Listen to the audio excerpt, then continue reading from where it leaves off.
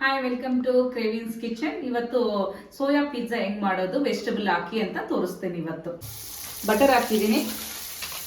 Butter ಹಾಕಿದ್ಮೇಲೆ ಸ್ವಲ್ಪ butter melt ಆಗಿದ ತಕ್ಷಣ ಬೀನ್ಸ್ ಹಾಕ್ತಾ ಇದ್ದೀನಿ. ಫಸ್ಟ್ ಬೀನ್ಸ್ ಸ್ವಲ್ಪ ಕಟ್ ಮಾಡಿ ಇಟ್ಕೊಂಡು ಇದ್ರ ಜೊತೆ ಕ್ಯಾರೆಟ್,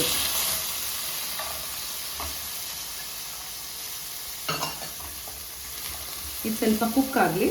ಲೈಟಾಗಿ ಸಾಲ್ಟ್ ಆ್ಯಡ್ ಮಾಡ್ಕೊಳ್ಳಿ. ನೋಡಿ, ಕುಕ್ ಆಗ್ತಾ ಬಂದಿದೆ.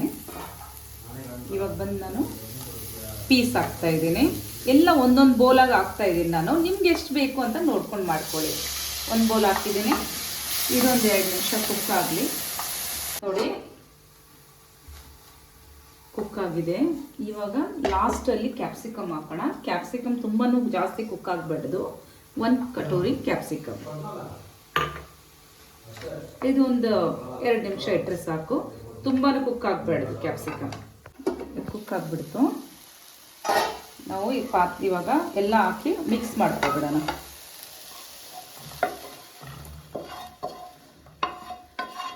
ನೋಡಿ, carrot, beans and capsicum peas ಎಲ್ಲ ಕುಕ್ ಆಗಿದೆ. ಇದರಲ್ಲಿ ಆನಿಯನ್ ಹಾಕ್ತಾ ಇದ್ದೀನಿ. 1 ಆನಿಯನ್ ಹಾಕಿದ್ದೀನಿ ನಾನು, ಜಾಸ್ತಿ ಹಾಕಲಿಲ್ಲ.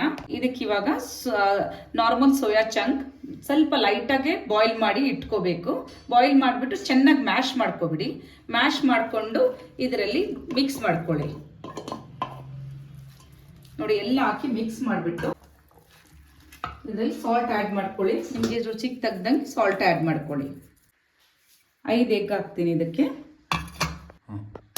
5 ಎಗ್ಸ್.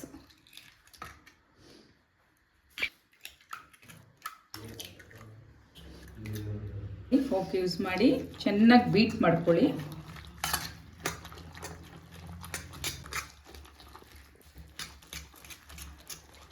ಇಲ್ಲಿ ನೋಡಿ, pepper powder,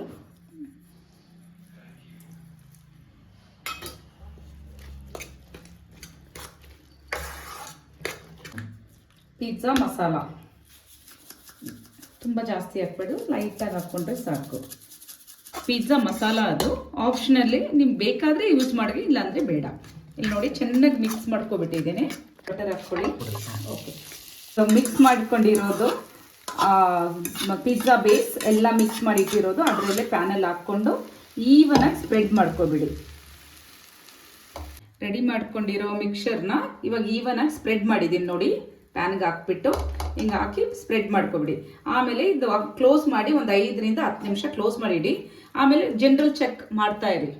okay, the pizza ready.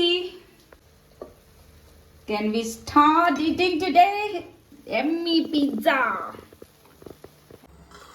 ನೋಡಿ, ಎಷ್ಟು ಚೆನ್ನಾಗಿ ಬರ್ತಾ ಇದೆ. ಅಂಟ್ಲು ಇಲ್ಲ, ಬರ್ನ್ ಆಗಲಿಲ್ಲ. ಓಕೆ, ಪಿಜ್ಜಾ ತಟ್ಟೆಗೆ ತೆಗೆದು ಬಿಡೋಣ. ನೋಡಿ, ಬರ್ನು ಆಗಲಿಲ್ಲ. ಇವಾಗ ಪಿಜ್ಜಾ ಕಟ್ ಮಾಡೋಣ. ಕಟ್ ಮಾಡ್ತಾ ಇದ್ದೀನಿ, ನೋಡ್ಕೊಳ್ಳಿ. ನೋಡಿ, ಎಮ್ಮಿ ಪಿಜ್ಜಾ